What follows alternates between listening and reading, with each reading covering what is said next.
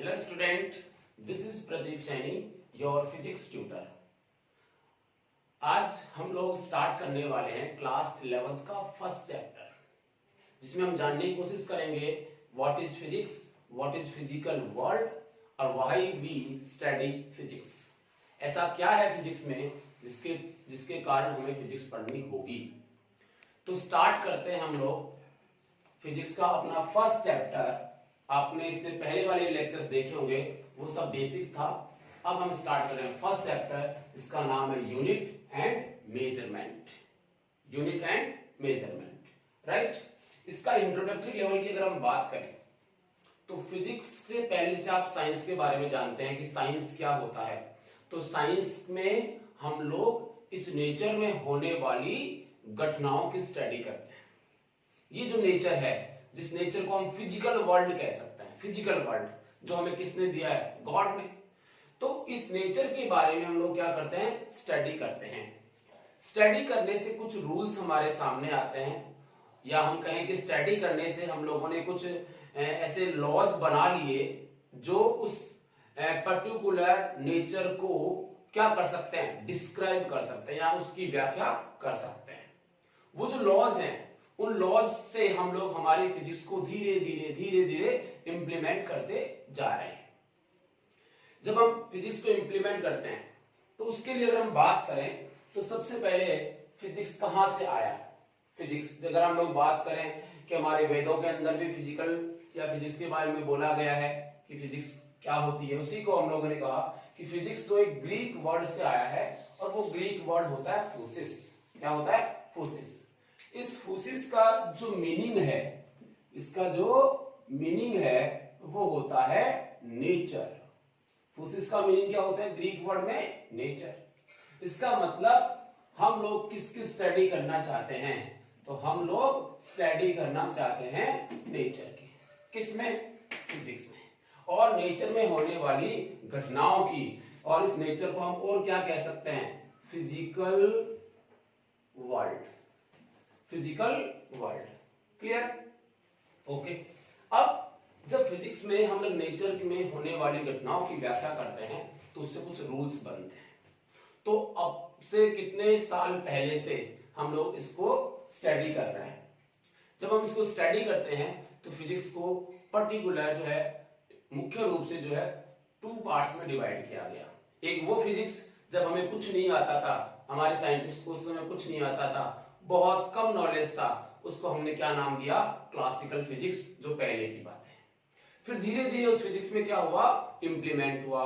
कोई भी एक्सपेरिमेंट होता है उसके अंदर फिर इंप्लीमेंट होता है, और कुछ हम लोग आगे बढ़ते हैं। जैसे आप पहले 10th क्लास में थे, अब 11th क्लास में आ गए, फिर 12th क्लास में आ गए। ऐसे हमारे फिजिक्स के जो लॉज हैं वो टाइम के साथ जो है एक्चुअल में सही होते हैं, बट किसी में अगर कोई करेक्शन होता है तो उसको करेक्शन को कर लिया जाता है। और आज की जो फिजिक्स है वो हमारे पास मॉडर्न फिजिक्स के रूप में जानी जाती है।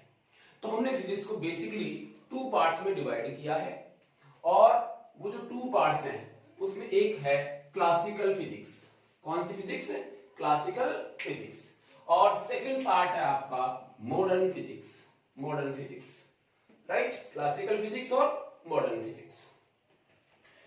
क्लासिकल फिजिक्स में वो सब चीजें हैं, इन्वॉल्व हैं, जो हमने स्टार्टिंग से पढ़ी हैं। जैसे मैं बताता हूं, इसमें एक ब्रांच है मैकेनिक्स, ठीक है। एक है थर्मोडायनेमिक्स, ये थर्मोडायनेमिक्स। नंबर 3 है इलेक्ट्रोमैग्नेटिज्म, नंबर 4 है एकॉस्टिक्स, और नंबर 5 है ऑप्टिक्स। ये जो आते हैं आप, ये जो ब्रांच है फिजिक्स की, ये किस में आती है, क्लासिकल फिजिक्स में। दूसरा बात करें मॉडर्न फिजिक्स की, आज के हम फिजिक्स की बात कर रहे हैं, उसमें आता है relativity, quantum mechanics, atomic physics और न्यूक्लियर फिजिक्स। अब थोड़ा सा इनके, ये 11th और 12th, इन दोनों में हम लोग 1 2 3 4 5 6 7 8 और 9, ये 9 ब्रांचेस की स्टडी करने वाले हैं। इन सब का बेसिक फंडामेंटल रूल्स जो होते हैं वो स्टडी करने वाले हैं क्लास 11th और 12th के अंदर। अब मैकेनिक्स क्या होता है, बहुत बड़ा टॉपिक अपने आप में। बट यहाँ छोटी सी बात अगर मैं कहूं कि किसी मोशन की बात हो रही हो या फिर इक्विलिब्रियम की बात हो रही हो, किसकी बात हो रही हो, मोशन की बात हो रही हो, किसके मोशन की, तो जो आपके पास बड़ी बॉडीज होती हैं, कार है, ठीक है ना, ऐसे मान लो, तो या मैं बोलूं अर्थ है, सन है, इन सब की स्टडी जो की जाएगी, मोशन की स्टडी की जाएगी, वो किसमें की जाएगी, मैकेनिक्स में। जैसे आप ग्रेविटेशन पढ़ते हो वो किस में आएगा, मैकेनिक्स में आएगा। जैसे आप कार की स्पीड की बात करते हो, एक्सेलरेशन की बात करते हो, ग्रेविटी की बात करते हो, ये सब किस में आते हैं, मैकेनिक्स में आते हैं। आप स्प्रिंग फोर्स की बात करते हो, मैकेनिक्स में आता है। तो इस टाइप की जो चीजें हैं वो सब किस में आती है, कौन सी ब्रांच में आता है, मैकेनिक्स में आता है। उसके बाद आता है थर्मोडायनेमिक्स। थर्मो के मीनिंग से क्या समझ में आता है, कुछ टेम्परेचर की बात हो रही है।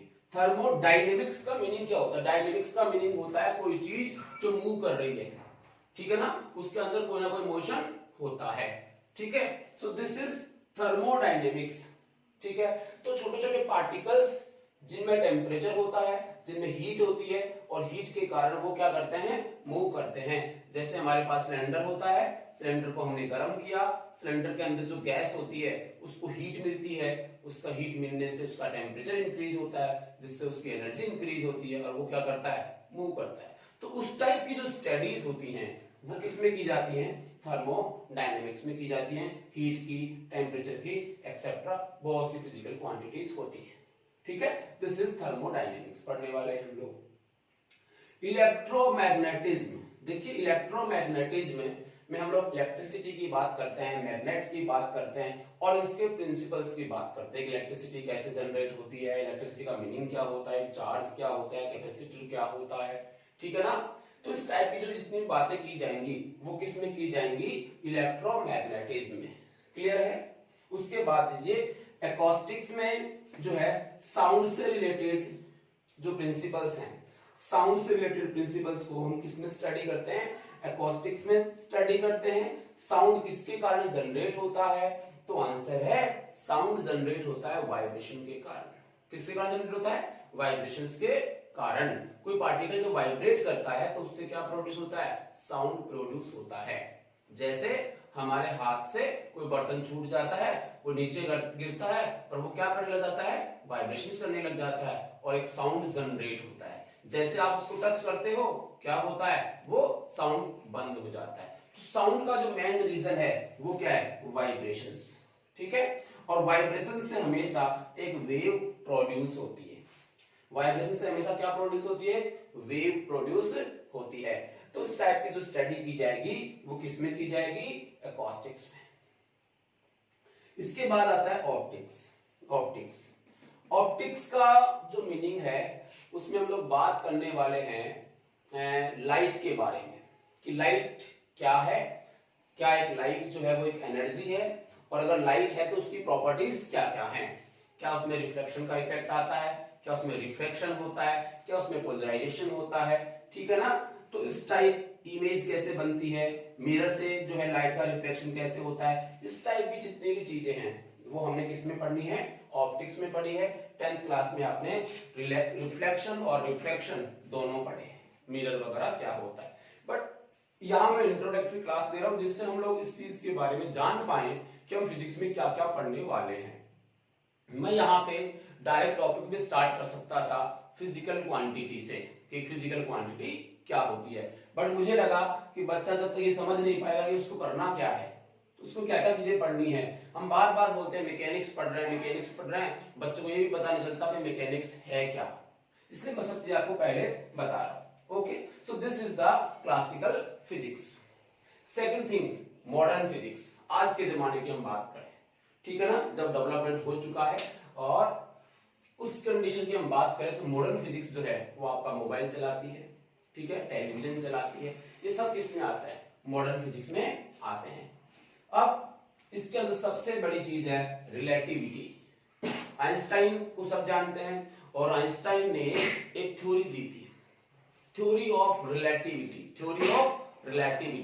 किसी एक के रिस्पेक्ट में किसी दूसरे के बारे में जानना, किसी एक के रिस्पेक्ट में दूसरे के बारे में जानना, this is the relativity. So theory of relativity में हम लोग मोशन की बात करते हैं। सर मोशन की बात तो हम लोग मैकेनिक्स में भी करते हैं, बट थोड़ा डिफरेंस देखिए, इस मोशन की बात की जाएगी जिसमें उस पार्टिकल की वेलोसिटी ऑलमोस्ट लाइट की वेलोसिटी के इक्वल होती है। पार्टिकल की वेलोसिटी ऑलमोस्ट किसके इक्वल होती है? लाइट के इक्वल होती है। देखिए यहां हम जब कार की बात करते हैं, बस की बात करते हैं, कोई पार्टिकल मूव कर रहा होता है तो उसकी स्पीड कितनी? तो उसकी स्पीड 50, 60, 100, 120 किलोमीटर पर आवर, बहुत कम, ठीक है। बट थ्योरी ऑफ रिलेटिविटी में हम उन पार्टिकल्स की स्टडी बात करते हैं, उन पार्टिकल के मोशन की बात करते हैं, उन ऑब्जेक्ट के मोशन की बात करते हैं जिनकी वेलोसिटी लगभग कितनी हो? अपनी लाइट की स्पीड के इक्वल। लाइट की स्पीड आपको पता है कितना होता है? 3 इंटू 10 की पावर 8 मीटर पर सेकेंड, ये लाइट की स्पीड होती है। इतनी स्पीड अगर इस पेन की कर दूं, इसको फेंक के इतनी स्पीड से अगर मैं फेंकूंगा तो ये फिर पेन नहीं रहेगा, ये अपने आप में एनर्जी बन जाता है। किसने बताया? ये आइंस्टीन ने। तो रिलेटिविटी के अंदर हम लोग आइंस्टीन की बात करें तो E is equal to mc square, सबको पता है, E is equal to mc square. This formula gives us relation between mass and energy. Mass and energy means इस मास को, इस ढक्कन को अगर मैं कितनी स्पीड से फेंकूं तो आंसर है लाइट की स्पीड से फेंकूं। तो उस वाले केस में यहां लिखा जाएगा 3 इंटू 10 की पावर 2 एंड 3 इंटू 10 की पावर 8 का स्क्वायर, तो कितना हुआ? 9 इंटू 10 की पावर 16। उसको इस मास से मल्टीप्लाई करो, जो आंसर आएगा वो किसका आएगा? एनर्जी का। मतलब उस वाले केस के अंदर ये जो आपका पेन था वो क्या नहीं रहा? ऑब्जेक्ट नहीं रहा, ये क्या बन गया? एनर्जी। तो इस वाले केस में हम मोशन की बात तो करते हैं, बट उनकी बात करते हैं जिनकी स्पीड ये होती है। जैसे हम फोटोन की बात करते हैं, हमारे पास लाइट जो अपना सन है, सन से जो रेज आती हैं, उनमें जो पार्टिकल्स की हम बात करें उनके बारे में हम स्टडी कर सकते हैं। आगे देखिए क्वांटम मैकेनिक्स। क्वांटम का मीनिंग क्या है? बहुत छोटा होना। क्वांटम बहुत छोटा सा पार्ट। अपने पास सन से जो आने वाली रेज होती हैं, एक्चुअल में हम उनको ड्वेल नेचर मानते हैं। हमारे दिमाग में ये रहता है कि जो सन से हमारे पास लाइट आ रही है, क्या वो पार्टिकल की फॉर्म में आ रही है कि एक पार्टिकल आया, उसके पास एनर्जी थी और वो एनर्जी हमने एब्जॉर्ब कर ली, फिर दूसरा पार्टिकल आया, वो एनर्जी लेके आया, उसको हमने एब्जॉर्ब कर ली, तो हमें सर्दी नहीं लग रही। समझ रहे? उसके पास हीट है, उसके पास एनर्जी मतलब आपके पास हीट होगी, ऐसे मान लो जनरली इसके लिए। तो इसके अंदर हम एक नई फिजिक्स है जिसको हम लोग समझते हैं ड्वेल नेचर ऑफ लाइट की फॉर्म में, कि लाइट जो है उसका नेचर कैसा है? ड्वेल है। कभी तो वो वेव की फॉर्म में जनरेट करती है, सन से जो हमारे पास लाइट आ रही है वो कभी तो क्या करती है? वेव की फॉर्म में आती है, और कभी कैसे आती है? आंसर है पार्टिकल्स की फॉर्म में। एक पार्टिकल आया, फिर दूसरा पार्टिकल आया, फिर तीसरा पार्टिकल आया, उसको हम फोटोन कहते हैं। ठीक है, तो उस टाइप की जो स्टडी होगी वो किसमें होगी? क्वांटम मैकेनिक्स में। क्लियर? क्योंकि मोशन हो रहा है तो मैकेनिक्स तो आना ही है। ठीक, अब है एटॉमिक फिजिक्स। अब थोड़ा सा हमने क्या किया, पहले ब्रॉड की बात हो रही थी, अब हम डेप्थ में जाते जा रहे हैं और इस पार्टिकल के अंदर क्या है उसके बारे में डिस्कशन करना चाहते हैं। तो पार्टिकल मैटर जो है सब किससे मिलकर बना होता है? तो आंसर है एटम से, मॉलिक्यूल से, फिर वो एटम से मिलकर बना। एक एटम में क्या होता है उनकी स्टडी जो की जाएगी वो एटॉमिक फिजिक्स में की जाती है, कि what is atom and what is its properties, कि एटम क्या होता है और उसकी प्रॉपर्टीज क्या होती है। नेक्स्ट है न्यूक्लियर फिजिक्स। न्यूक्लियर में न्यूक्लियस के बारे में स्टडी की जाएगी, न्यूक्लियस के बारे में स्टडी की जाएगी, नेचर ऑफ एटम मान लीजिए एंड इट्स प्रॉपर्टी। तो न्यूक्लियस के बारे में स्टडी किसमें की जाती है? न्यूक्लियर फिजिक्स में। न्यूक्लियर फिजिक्स बहुत काम में आती है। परमाणु बम आप जब बनाते हो, एटॉमिक बम बनाते हो, उस वाले केस में आपकी न्यूक्लियर फिजिक्स और एटॉमिक फिजिक्स ही दोनों मिलकर काम करती हैं। ठीक है, तो ये आपका हो जाएगा कुछ जनरल इंट्रोडक्शन। अब इसमें क्लास 11th में हम लोग पढ़ने वाले हैं mechanics, this one, thermodynamics, this one, और इसके अलावा साउंड, दिस वन, 1 2 3। ठीक है, कह सकते हैं क्वांटम में इतना, ये चीजें आपको पढ़नी है क्लास 11th के अंदर, ठीक है ना। तो ये हो गया क्लास 11th की बात है। तो इन सब को आप जो है अपने साथ में नोट्स बनाते रहिए और इसको ऐसे कैसे आप लिख लीजिए। अब हम स्टार्ट करने वाले अपना main topic that is physical quantity. लिख लीजिए, पॉज कर लीजिए। तो हम बात कर लेते हैं अब फिजिक्स में फर्स्ट हमारा हेडिंग जो रहेगा दैट इज फिजिकल क्वांटिटी। ये फिजिकल क्वांटिटी क्या होती है, ठीक है। जनरली अगर मैं आपसे कह दूं कि वेलोसिटी एक फिजिकल क्वांटिटी है, स्पीड एक फिजिकल क्वांटिटी है, ठीक है, लेकिन इसकी डेफिनेशन क्या होगी कि फिजिकल क्वांटिटी को हम डिफाइन कैसे करें और एक फिजिकल क्वांटिटी होती क्या है। तो फिजिकल क्वांटिटी के लिए आप कहेंगे ए क्वांटिटी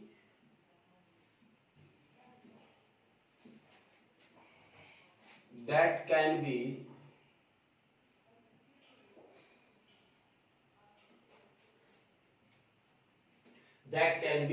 measured and which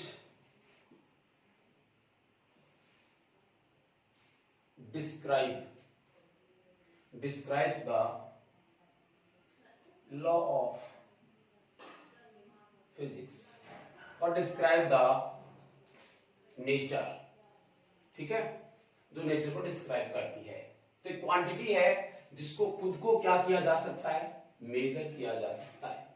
उसको मेजर करने के लिए हम लोग इंस्ट्रूमेंट काम में ले सकते हैं या फिर बिना इंस्ट्रूमेंट उस क्वांटिटी को मेजर किया जा सकता है और उसी क्वांटिटी के थ्रू हम किसको डिस्क्राइब कर सकते हैं, फिजिक्स के लॉज को डिस्क्राइब कर सकते हैं।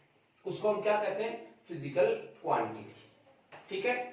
जैसे आपने पढ़ा F is equal to ma, ये आपने पढ़ा हुआ, V is equal to U plus AT। तो इसमें A, U, T, F, M ये सब क्या है, फिजिकल क्वांटिटी। इन सब को मेजर किया जा सकता है। आपने M मेजर किया 2 kg, एक्सेलरेशन मेजर किया, वेलोसिटी मेजर की, इन सब को मेजर किया जा सकता है, ठीक है। इसका मतलब ये सब क्या है, फिजिकल क्वांटिटी। दूसरी बात F is equal to m आपने किसमें पढ़ा, फिजिक्स में। तो F is equal to m में क्या है, न्यूटन फॉर्मूला है, ठीक है। तो इसके थ्रू हम लोग क्या करते हैं, डिस्क्राइब करते हैं फोर्स को।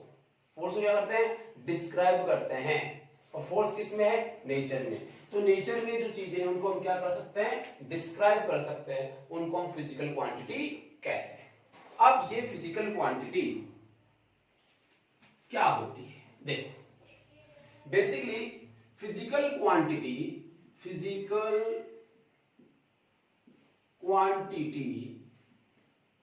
के अंदर एक होता है मैग्नीट्यूड और एक होती है यूनिट। ध्यान देना, फिजिकल क्वांटिटी में क्या क्या होता है, मैग्नीट्यूड और यूनिट। ये मैग्नीट्यूड क्या होता है, देखो this magnitude is a number. ये मैग्नीट्यूड क्या हो सकता है, number.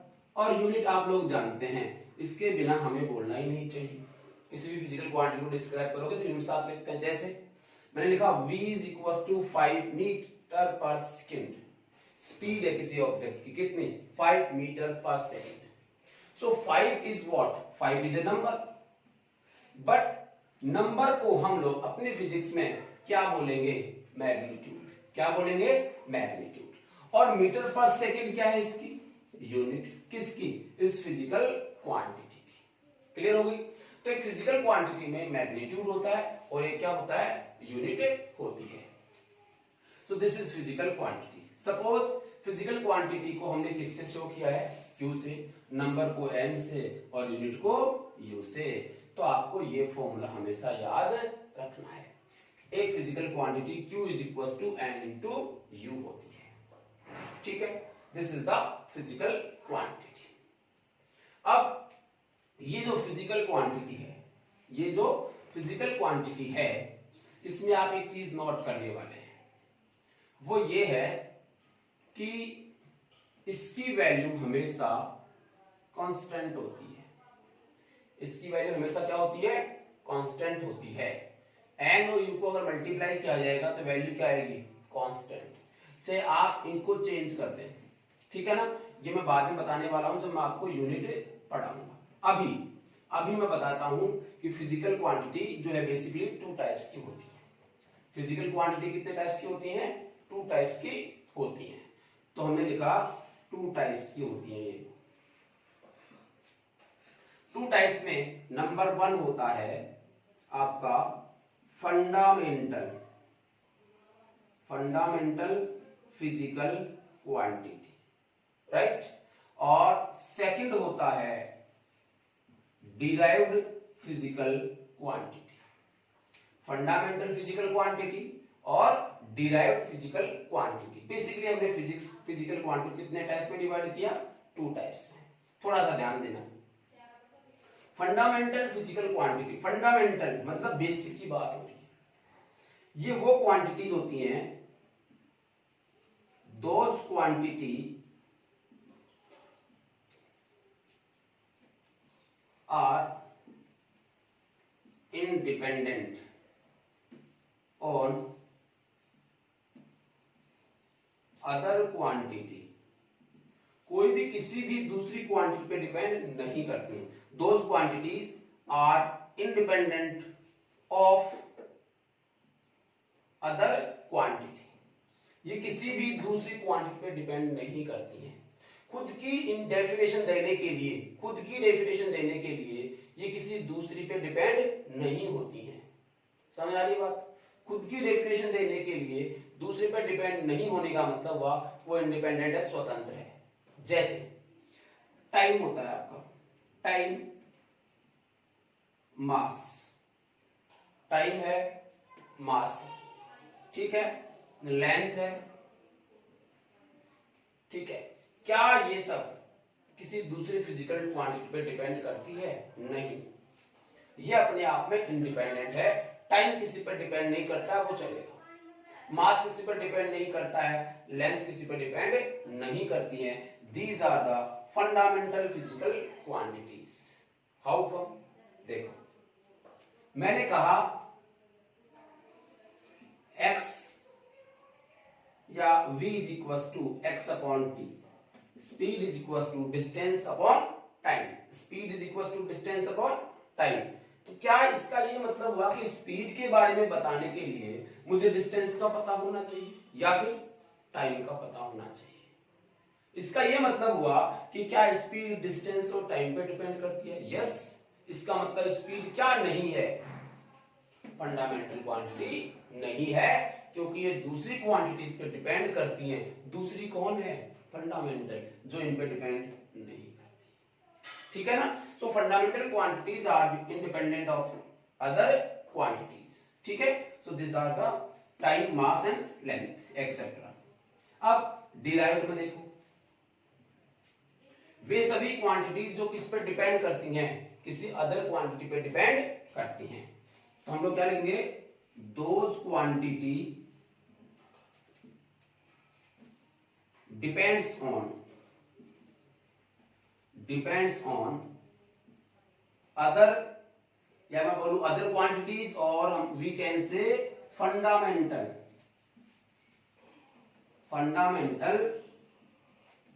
Physical quantity, fundamental physical quantity. तो डेराइव्ड फिजिकल क्वांटिटीज क्या होती हैं जो किस पर डिपेंड करती हैं? फंडामेंटल फिजिकल क्वांटिटीज पे डिपेंड करती हैं। सच एज, एग्जांपल की बात, जैसे आपकी वेलोसिटी है, सभी आगे लगभग वेलोसिटी है, आपका एक्सेलरेशन है, आपका फोर्स है, ठीक है ना, एक्सेट्रा। तो ऐसे बहुत से फिजिकल क्वांटिटीज हैं जो किस पर डिपेंड करती हैं? फंडामेंटल पे डिपेंड करती हैं। तो दो टाइप की आपके पास क्या हो गई? फिजिकल क्वांटिटीज हो गई, फंडामेंटल फिजिकल क्वांटिटी और दूसरा डिराइव्ड फिजिकल क्वांटिटी। ओके, ये डिपेंड नहीं करती हैं और ये डिपेंड नहीं करती हैं, डिपेंड करती हैं। क्लियर हो गई? इनको आप लिख लीजिए, फटाफट लिख लीजिए पॉज करके। तो बात कर लेते हैं अब यूनिट की। यूनिट क्या होती है? तो उसके लिए जनरली मैं ये लिखता हूं स्टैंडर्ड रेफरेंस यूनिट। बेसिकली हम लोग सब मिलके बनाते हैं, यूनिट बनाते हैं और वो सब जगह पे एप्लीकेबल होती है। वो यूनिट जो है उसको हम लोग क्या बोल रहे हैं, स्टैंडर्ड रेफरेंस। जैसे देखो आपने अभी लिखा था physical quantity Q is equal to NU, right. This U is what, unit, right. ये जो यूनिट है, अगर मैं लिखता हूं फोर्स इज इक्वल टू 5 और मैंने यहां कुछ भी नहीं लिखा, इसका मतलब इसके आगे कुछ भी लिखा जा सकता है। बट वो जो लिखा जाएगा वो क्या होना चाहिए, एक स्टैंडर्ड होना चाहिए। अपने यहाँ पे या किसी दूसरी कंट्री की बात करें, किसी तीसरी कंट्री की बात करें, सब लोग उसको पहचाने कि न्यूटन का मतलब होता है फोर्स, ठीक है। मीटर पर सेकंड का मतलब होता है वेलोसिटी। तो आपकी एक यूनिट जो है वो स्टैंडर्ड रेफरेंस होता है जो किसी फिजिकल क्वांटिटी को रिप्रेजेंट करने के काम में आता है। किसी भी फिजिकल क्वांटिटी को क्या करता है, रिप्रेजेंट करता है, कौन, यूनिट। अब हम बात करें Q is equal to NU के लिए कि यूनिट हमारे पास कैसी होनी चाहिए। जैसे आप कुछ भी लिखते हो, न्यूटन लिखते हो, जूल लिखते हो, कैंडेला लिखते हो, एम्पियर लिखते हो, ये सभी क्या है, यूनिट्स हैं। बट वो यूनिट्स कैसी होनी चाहिए, ऐसा तो नहीं है कि आज यूनिट है न्यूटन और 10 दिन बाद बन जाए उसी यूनिट को जूल, ऐसा नहीं होना चाहिए। यानी एक यूनिट में कौन कौन सी प्रॉपर्टी होनी चाहिए, एक यूनिट में क्या क्या होना चाहिए, वो सब आपको पता होना चाहिए। जैसे एक यूनिट जो है, unit should be suitable size.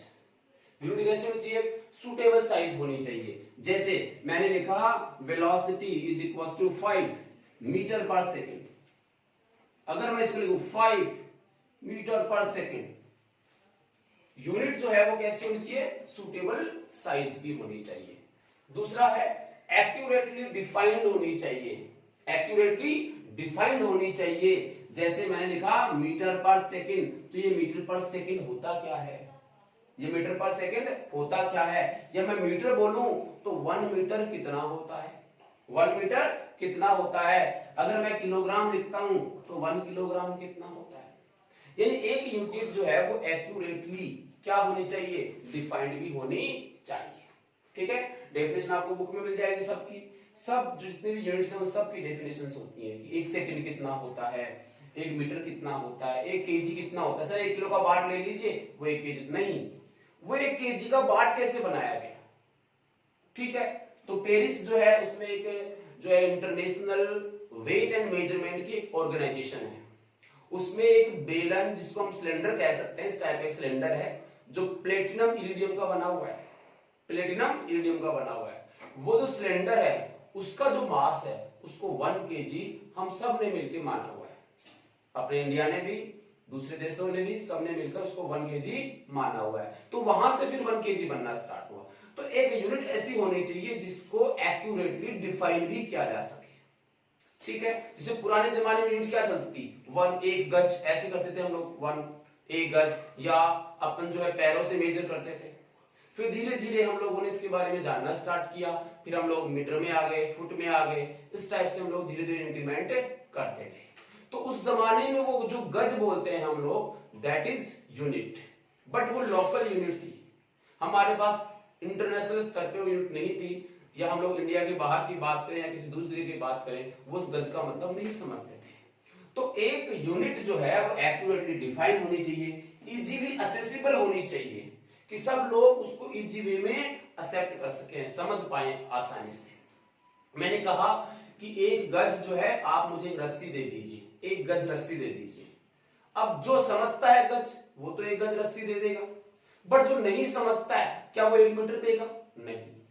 तो ये जो प्रॉब्लम है कम्युनिकेशन की जो प्रॉब्लम है, इसका समाधान यही है कि वो यूनिट जो आप बनाने जा रहे हो वो कैसी होनी चाहिए, असेसिबल होनी चाहिए, नोट चेंज विद टाइम। आज 1 मीटर मान लो इतना है, तो कल 1 मीटर इतना नहीं होना चाहिए। वो 1 मीटर आज और आज के 50 साल बाद, आज के लाखों साल बाद भी वो 1 मीटर ही होना चाहिए। तो एक यूनिट में नोट चेंज विद टाइम, ये भी कंडीशन होनी चाहिए। Note change with the changing physical conditions. सर्दियों में 1 मीटर कितना होता है, गर्मियों में 1 मीटर कितना होता है, वो सब कांस्टेंट ही होगा, वो चेंज नहीं हो सकता। इसलिए कंडीशंस पे डिपेंड नहीं है। जैसे मान लो टेम्परेचर है, इस आप गर्मियों में टेम्परेचर इंक्रीज हो गया तो आपका यूनिट जो है वो चेंज हो गया, ऐसा नहीं होना चाहिए।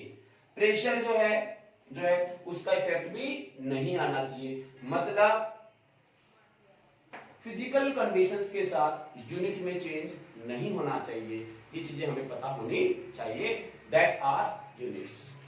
अब ये जो यूनिट है ये अलग अलग टाइप्स की होती है। ये क्या होती है? अलग अलग टाइप्स की होती है। इसको हम लोग समझ सकते हैं। देखो कैसे, थोड़ा सा मैं पहले यहीं से देख लो आप, Q = NU से, या सिस्टम ऑफ यूनिट लिख लेता हूं मैं पहले, system of units, system of units. ठीक है, तो यूनिट की जो सिस्टम्स हैं डे बाय डे वो हम लोग इंक्रीज करते गए। जैसे हम बात करें, 3 टाइप के आपके पास सिस्टम है। एक होता है CGS सिस्टम, एक होता है MKS सिस्टम और एक होता है FPS। ये 3 सिस्टम आप जानते हैं। ठीक है, CGS का मतलब क्या होता है? सेंटीमीटर। G का मतलब क्या होता है? ग्राम। और S का मतलब क्या होता है? सेकंड। सेंटीमीटर, ग्राम और सेकंड। ठीक है, सेंटीमीटर किसके लिए लेंगे? देखो मैं बता दूं आपको, ये 3 यूनिट बना रहा हूं मैं किसके लिए? लेंथ के लिए, ठीक है, मास के लिए और टाइम। याद है तीनों कौन सी क्वांटिटीज हैं? तो आंसर है ये तीनों फंडामेंटल फिजिकल क्वांटिटीज हैं। फंडामेंटल फिजिकल क्वांटिटीज, तो ये सब क्या है? Fundamental units. कौन सी यूनिट हो गई है? Fundamental unit. तो सेंटीमीटर, ग्राम और सेकंड कौन से सिस्टम में बोलते हैं? CGS सिस्टम में। M का मतलब होता है मीटर, K का मतलब होता है किलोग्राम और S का मतलब होता है सेकंड। ठीक है, तो M के सिस्टम में लेंथ को मीटर में मेजर किया जाता है, मास को किलोग्राम में मेजर किया जाता है और टाइम को सेकंड में मेजर किया जाता है। FPS का मतलब होता है फुट, पाउंड और सेकंड। फुट, पाउंड और सेकंड में इसको मेजर करते हैं। तो ये 3 सिस्टम है हमारे पास, ये पहले थे, ये 3 सिस्टम हमारे पास पहले थे जो हम लोग मैकेनिक्स में काम में लेते हैं। किस में काम में लेते हैं? मैकेनिक्स में। 3 सिस्टम कौन कौन से? CGS, MKS और FPS। 3 सिस्टम्स थे। CGS का मतलब सेंटीमीटर, ग्राम और सेकंड, सेंटीमीटर, ग्राम और सेकंड। MKS का मतलब मीटर, किलोग्राम और सेकंड और FPS का मतलब फुट, पाउंड और सेकंड। ये हमारे पास इनकी यूनिट्स कह सकते हैं। ठीक है, बट इन 3 से काम नहीं चला। क्यों नहीं चला? देखिए, ये जनरली फंडामेंटल्स से कहते हैं जैसे हमें सब्जी भी चाहिए तो हम बाजार में जाके क्या बोलेंगे? 1 kg जो है आप मुझे गोभी दे दीजिए, 1 kg मुझे आप पोटैटो दे दीजिए। इसका मतलब क्या हुआ कि आप डिमांड किसकी कर रहे हैं? मास की। ठीक है, तो किलोग्राम जो है वो आपके काम में आ रहा है। ठीक है, आप रस्सी लेने गए, वायर लेने गए तो आपने क्या किया? लेंथ की बात की कि मुझे लेंथ में कितना दे दूं। अब ये चीज डिस्क्राइब करने के लिए हमने सब बना के क्या बना ली? यूनिट्स बना ली कि 1 मीटर जो है वो रस्सी दे दो मुझे, 1 मीटर जो है मुझे वायर दे दीजिए। ठीक है, ऐसे ही टाइम की बात हुई, मैंने किससे पैसा उधार लिया कि मैं तेरे को दे दूंगा। कब दे दोगे भाई? कब दे दोगे? कितना टाइम? तो वो कब दे दोगे वो चीज बताने के लिए हमें किसको डिफाइन किया गया? टाइम को डिफाइन किया गया। 1 दिन, 2 दिन, 20 घंटे, 20 आवर्स, कुछ भी हमने कहा, उसको डिफाइन करने के लिए क्या आ गया? टाइम आ गया। क्लियर?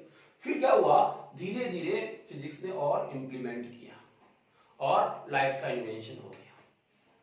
ठीक है, लाइट का इन्वेंशन हो गया। आज करंट आता है, लाइट आती है, उसका इन्वेंशन हो गया। तो मैंने किसी से ये कहा कि यार ये लाइट कितनी आ रही है, तो वो इससे कहेगा क्या कि 1 kg आ रही है या 1 मीटर आ रही है? नहीं कहेगा। क्या वो उस लाइट को इनकी फॉर्म में बोल सकता है क्या? नहीं बोल सकता। तो हमें एक नई चीज की रिक्वायरमेंट हुई, हमें एक नई चीज की रिक्वायरमेंट हुई, इसलिए हमने उसके लिए जो एक नई फिजिकल क्वांटिटी बनानी पड़ी। तो स्टार्टिंग में तो हमारे पास 3 थी और उसके बाद हम लोगों ने स्टार्ट किया और उसके लिए हमने क्या लिखा, करंट। करंट की बात हुई और करंट के लिए मैंने यूनिट बनाई एम्पियर। आंद्रे एम्पियर जो है इसके साइंटिस्ट थे, उन्हीं के नाम से इसकी क्या बना दी गई, यूनिट बना दी गई। अब हम कहते हैं कि मेरे यहाँ पे जो घर में लाइट आ रही है वो 2 एम्पियर की आ रही है, वरना क्या बोलते, हमारे पास बोलने के लिए कुछ भी नहीं। ये इंप्लीमेंट से आया अपने आप, ठीक है। तो पहले 3 था, फिर नंबर 4 हो गया। फिर हम लोग चूल्हे के पास बैठे थे, गैस के पास बैठे थे और हम लोग कुछ फील कर रहे थे। मैंने कहा यार पता नहीं कुछ हो रहा है, हो क्या रहा है, हीट मिल रही है आपको, क्या मिल रही है, हीट। क्या हो रहा है उस चीज को शो करने के लिए हमने एक नई चीज बनाई, दैट इज टेम्परेचर। क्या, टेम्परेचर, ठीक है। तो ये तो हो गया करंट।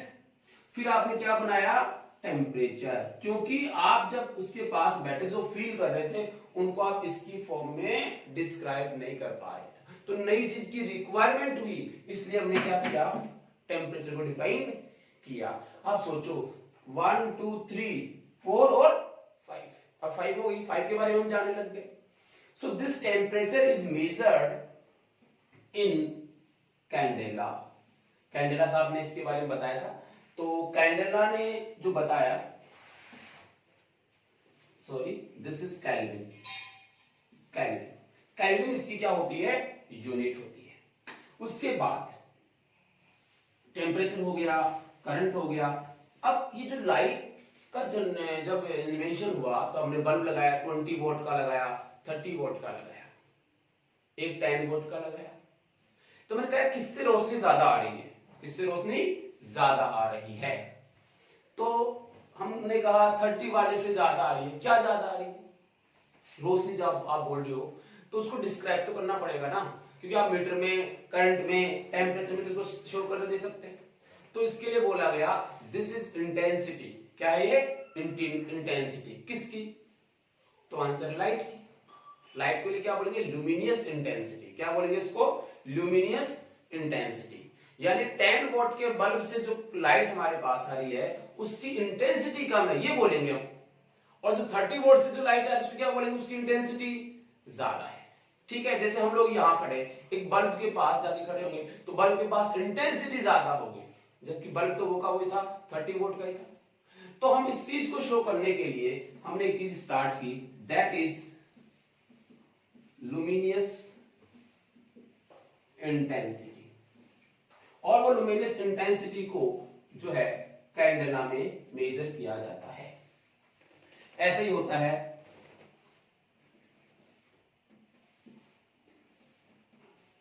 सब्सटेंस, अमाउंट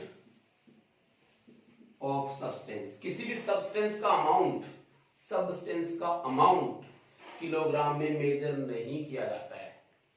बहुत जब छोटी चीजें आ जाती है उस समय आप इसको किलोग्राम में मेजर नहीं कर सकते, उस समय आप इसको मेजर करते हो मोल में। किसमें, मोल में, मोल। तो ये यूनिट है करंट की, ठीक है, इलेक्ट्रिक करंट। केल्विन टेम्परेचर की, ल्यूमिनस इंटेंसिटी कैंडेला की, और अमाउंट ऑफ सब्सटेंस मोल में, ठीक है। तो अब क्या हुआ, ये जो 3 सिस्टम थे, इन 3 सिस्टम के बाद में एक नया सिस्टम आया। क्या आया, एक नया सिस्टम आया। देखो वो जो नया सिस्टम है उसको हम बोलते हैं एसआई सिस्टम। क्या बोलते हैं उसको, SI system. System international, international स्तर पे जो सिस्टम चल रहा है वो सिस्टम बनाया गया एसआई सिस्टम। और उसमें जो फंडामेंटल फिजिकल क्वांटिटीज काम में ली गई वो टोटल कितनी मानी जाएंगी, 7। कितनी मानी जाएंगी, 7 फिजिकल क्वांटिटीज होने वाली है। 7 कौन कौन सी, 1 2 3 4 5 6 और 7, ठीक है। तो इन सबको मैं लिख देता हूं आपके सामने, इतना आप लिख लीजिए, फिर मैं एसआई सिस्टम की 7 फिजिकल क्वांटिटीज आपके सामने लिख देता हूं।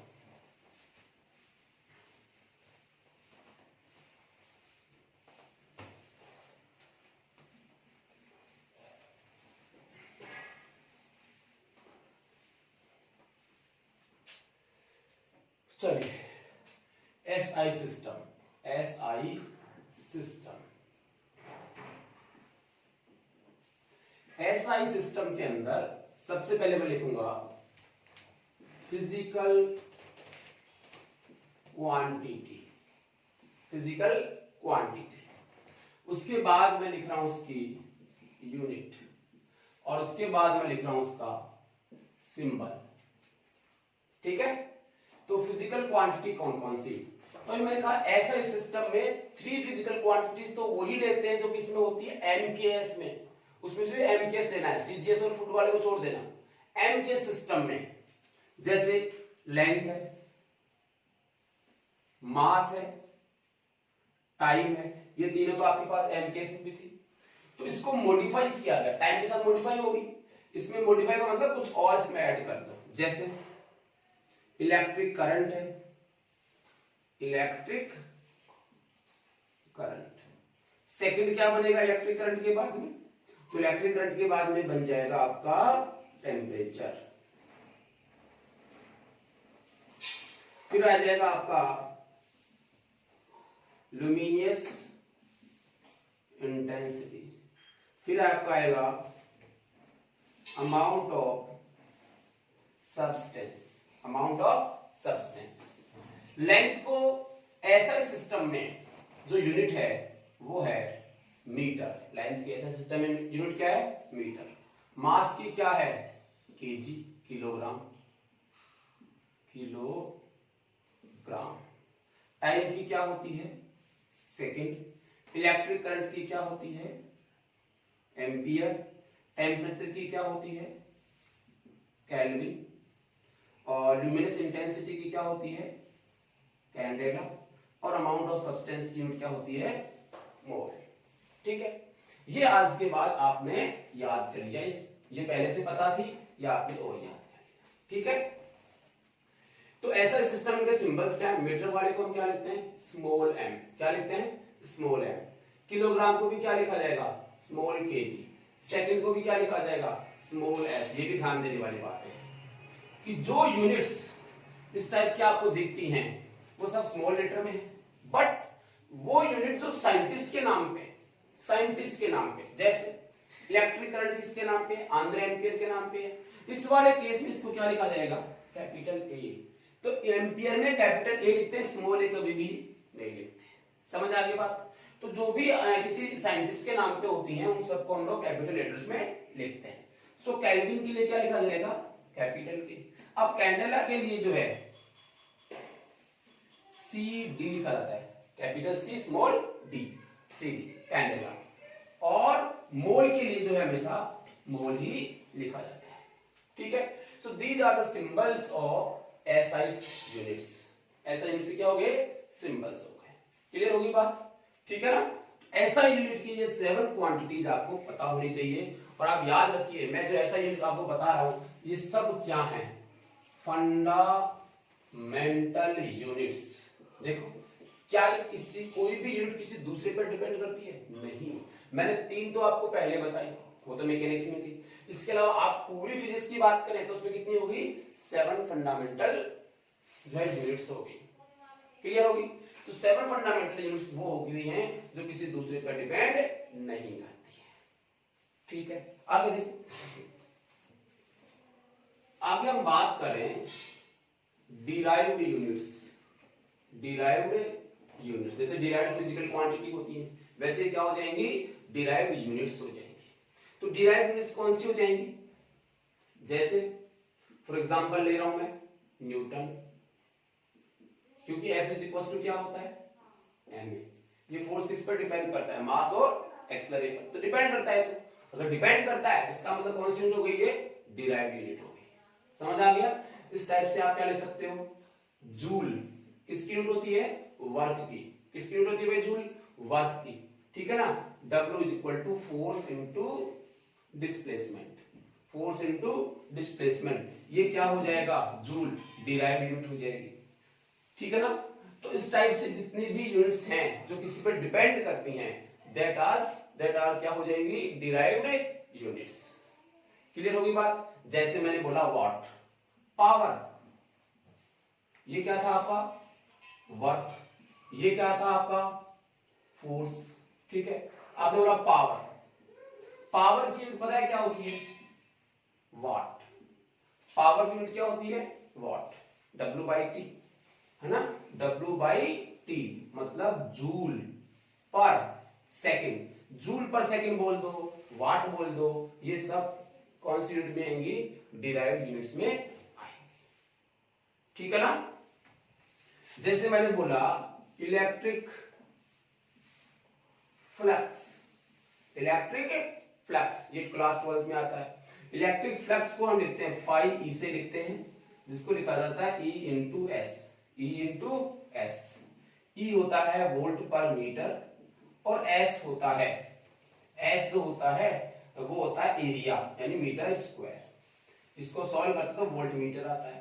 तो ये भी क्या है? डिराइव्ड यूनिट्स है। तो ये सब डिराइव्ड यूनिट्स होती है जो किसी दूसरे पर डिपेंड करती है, और ये सब क्या होती है? फंडामेंटल यूनिट्स होती है जो किसी दूसरे पर डिपेंड नहीं करती।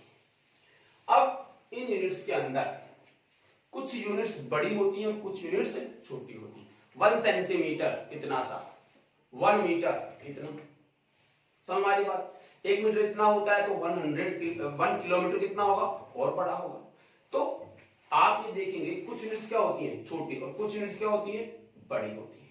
ठीक है ना, इसके बारे में स्टडी करने वाले हैं। खैर अभी आपने देखा फंडामेंटल यूनिट और डिराइव्ड यूनिट। इन दो के अलावा एक और है, और उसको नंबर 3 दे रहा हूं मैं। नंबर 2 हो गया, ये नंबर 1 हो गया। नंबर 3 जो आएगा आप इनको उतार ले फटाफट पॉज करके। मैं नंबर 3 बताता हूं आपको। These are the supplementary units. Sir ये सप्लीमेंट्री कब आते हो आप लोग? लास्ट में, जब आपका काम नहीं चलता है, एग्जाम वगैरह हो जाती है, उसके बाद आप सप्लीमेंट्री आते हो। जब जो चीज लेट आती है, लेट सप्लीमेंट, ठीक है ना, जो लेट हो जाती है। तो हुआ क्या? 7 तो अपने डिस्क्राइब कर चुके थे। फिर बात आई कि मान लो सर्कुलर की। किसकी बात आई? सर्कुलर मोशन की। कि कोई चीज अगर सर्कुलर मोशन करती है तो उस वाले केस में कुछ नई चीज हमारे सामने आई, ठीक है ना। और उन सभी नई चीजों को हमने नाम दिया है सप्लीमेंट्री यूनिट्स। सप्लीमेंट्री यूनिट्स क्या होती है जरा देखिए। 2 होती है आपके पास। एक होता है एंगल। एंगल को क्या बोला गया है? Supplementary units. एंगल आप जानते हैं, ये this is theta, this is R, this is R, और दिस इज सपोज एस। तो ये एस तो क्या है? आर्क। ये क्या है? रेडियस। और थीटा क्या है? एंगल। तो एंगल को जो है, एंगल को मेजर करने के लिए theta is equal to arc upon radius होता है, arc S upon radius. But यहां कुछ लिखना पड़ेगा क्योंकि ये तो मैग्नीट्यूड है, इसकी क्या बतानी पड़ेगी? यूनिट्स। तो एंगल को मेजर करने के लिए यूनिट काम में ली गई क्या? रेडियन। क्या काम में ली गई? रेडियन। RAD ऐसे लिखते हैं इसको, RAD। तो एंगल को मेजर करने के लिए कौन सी यूनिट काम में ली गई? रेडियन, जो है कैसी? Supplementary units. ऐसे होता है स्टेरेडियन। एक यूनिट और होती है स्टेरेडियन। ये जो स्टेरेडियन यूनिट है वो है solid angle. Solid angle. Sir ये सॉलिड एंगल क्या होता है? तो देखो सॉलिड एंगल होता है, देखो यहां अगर आप देखें तो ये लेंथ के साथ में बना रहा है, सेंटर पे एक एंगल सबटेंड कर रहा है। ये वाली आर्क इस सेंटर पे क्या कर रही है? एंगल सबटेंड कर रही है, ठीक है। बट सॉलिड में क्या होगा? जैसे मान लो ये कॉन है, ये क्या है? कॉन है। अब कॉन है तो ये कॉन क्या करेगा? तो कॉन जो है वो यहां पर एक एंगल बनाएगा। सोचो, थोड़ा सा आपको इमेजिन करना होगा कि आपके पास एक कॉन है, तो कॉन इस छोटे से इस पॉइंट पे कितना एंगल बनाएगा? पूरा घुमा के एक एंगल बनाएगा।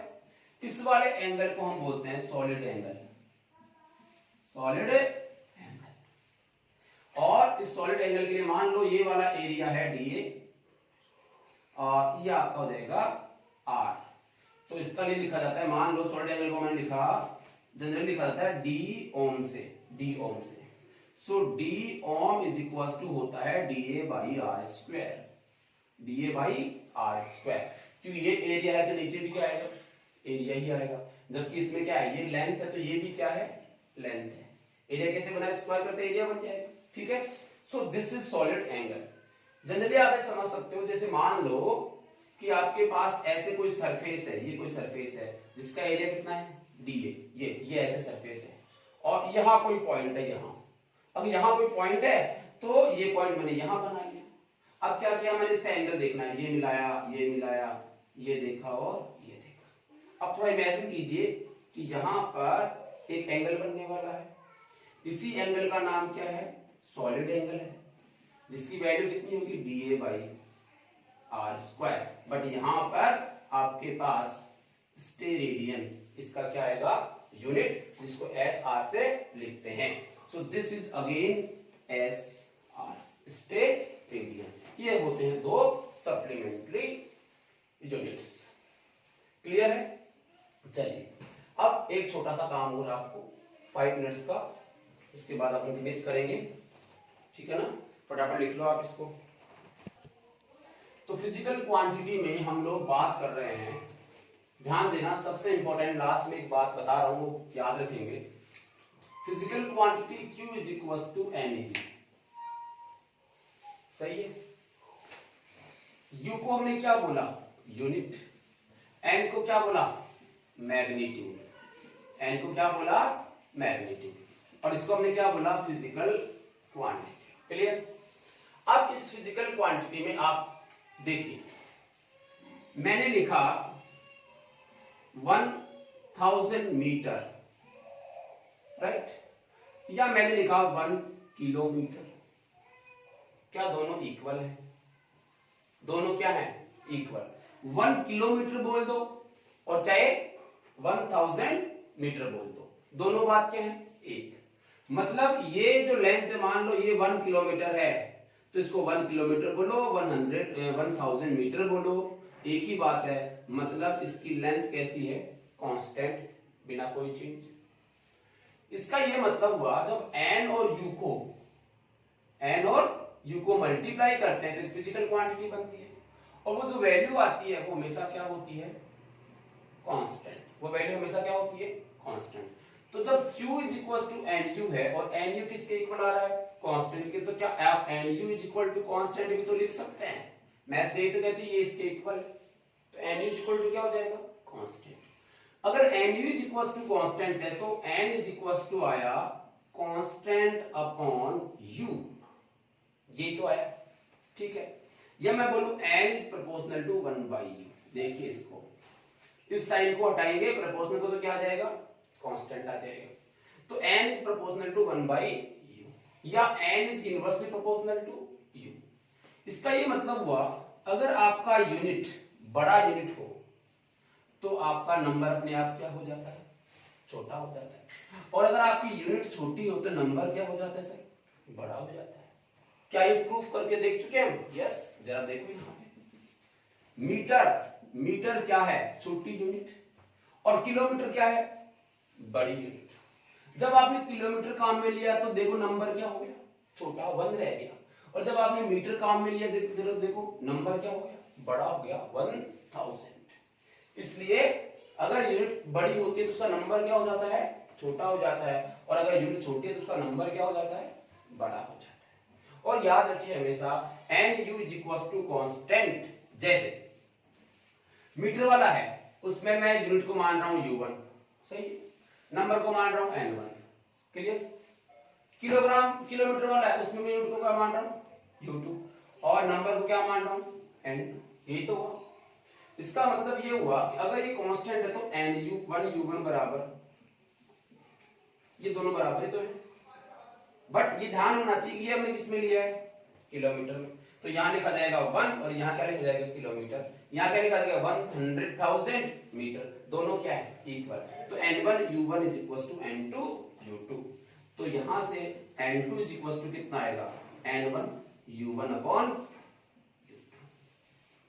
समझ आया, ठीक है ना। तो ये आपको अच्छी तरह से याद रखना है, ये तुम्हारे काम में आने वाला है आगे जाके। क्लियर होगी बात, ठीक है। तो ये थी आपके इंट्रोडक्शन इस क्लास का, यूनिट क्या होती है और फिजिकल क्वांटिटी क्या होती है। अब बात करेंगे जो आपके नीट और जेईई में क्वेश्चन आते हैं, या जो इंपॉर्टेंट थिंग्स है, ये अपना जो है जनरल नॉलेज का ऐसे मान सकते हो, सबको पता होना चाहिए इनके बारे में। नेक्स्ट लेक्चर के अंदर हम जो है वो पढ़ने वाले हैं डायमेंशन, वेरी इंपॉर्टेंट डायमेंशन। और यहीं से हम लोगों का ऐसे मान लो इंटरेस्ट डेवलप होना स्टार्ट होगा। ओके, तो आज का लेक्चर हम लोग यहीं खत्म करते हैं। Thank you.